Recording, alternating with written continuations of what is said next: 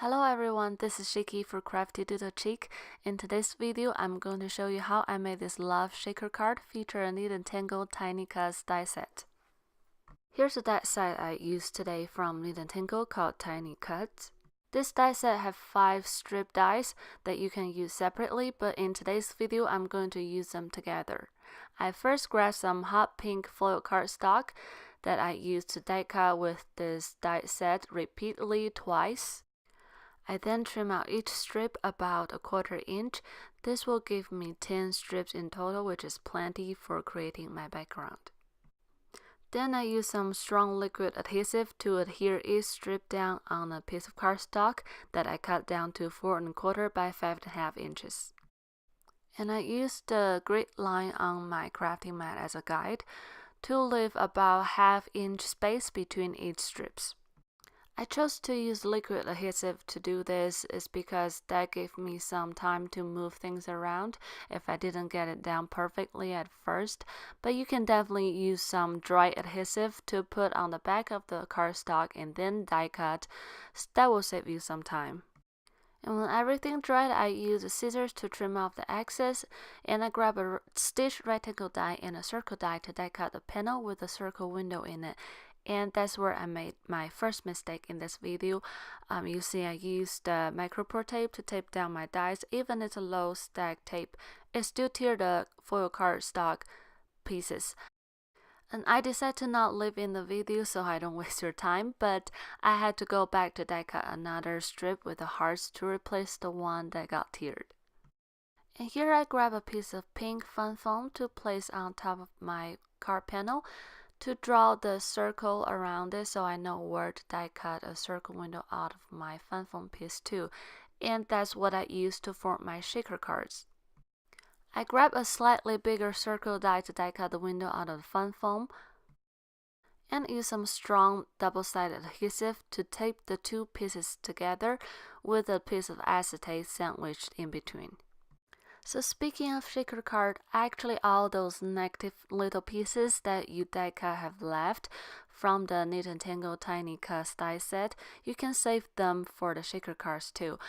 But I kind of have my heart set on a shaker card that's in white color, so I didn't use it today, but I will definitely save them for later. After trimming off the excess of the fun foam hanging off the edge, I fill up my shaker card compartment with some iridescent sequins and some white color and silver color seed beads. In order to save me some struggle time with putting my card base on top of the shaker card at the right position, I just grab a smaller piece of cardstock to seal the shaker and then place the whole panel on my card base. This will make it much easier for me to line up everything. I also die cut a ring out of the same hot pink foil cardstock to add a frame around my circle window. For the sentiment, I'm using this die from my favorite things called Huge Love. I decided to use more foil cardstock to make it stand out more and don't look muted against the hot pink foil cardstock background.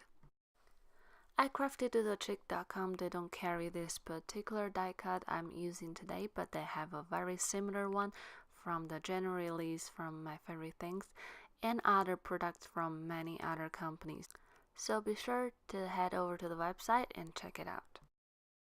I die cut the sentiment once from gold foil cardstock and 3 more times from some white cardstock to stack them up together to give a nice sturdy dimension.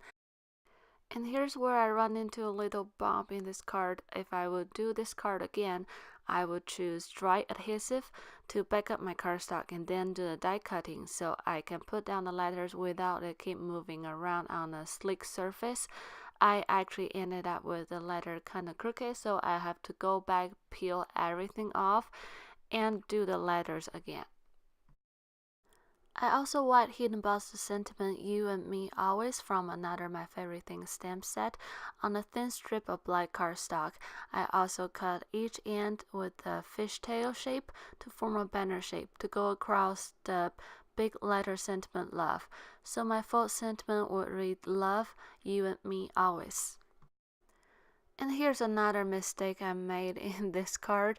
I used liquid adhesive to stick down my banner sentiment on the letters, and because the sentiment kind of move around a little bit, so I got the glue on the gold foil letters here and there. And it usually wouldn't matter if it's on regular white cardstock because the adhesive I use is supposed to dry matte, but because it's gold foil cardstock, it really show very bad. So what I did to fix all my mistakes is to do the letters again and then use the negative piece to place the letters in place, and then use some dry adhesive to tape down my banners to hold each letters in place, and then stick the whole piece on my card front. That way both the big letter sentiment and the banner shape sentiment are at the perfect spot and won't move around. And to finish it off, I added some iridescent sequins and seed beads to accomplish the shaker card compartment. I really enjoy creating this card, and I've been enjoying working with the nice people at Crafty Doodle Cheek.